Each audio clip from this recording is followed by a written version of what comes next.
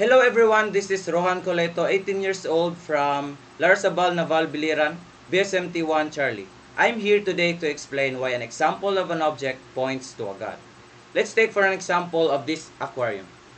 This aquarium contains water for the fishes to live in.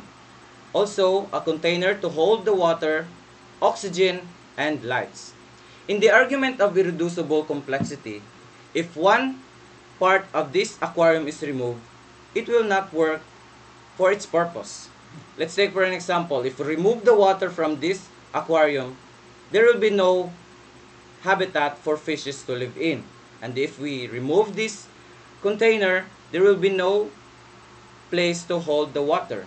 And if we remove oxygen, fishes cannot breathe. And if we remove the lights, fishes will not grow normally. This just means that it is designed just the way it is. This just means that there is this designer of this aquarium.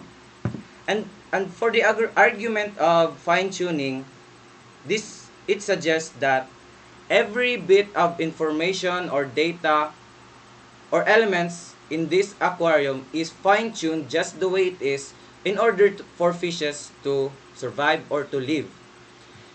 Example, if the data of this water or the information of this water is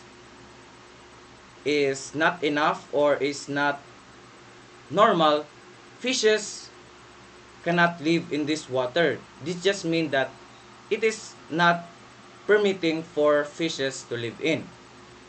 And if the oxygen is not enough, it is not sufficient enough for the fishes, then fishes will not grow or fishes will die. And if the lights is too strong or too weak, fishes will not survive. Fishes will not survive. So in the fine-tuning of this aquarium, it suggests that every bit of information on this aquarium is fine-tuned just the way it is so that fishes will grow in this aquarium. This just means that every bit of information in this aquarium is designed just the way it is.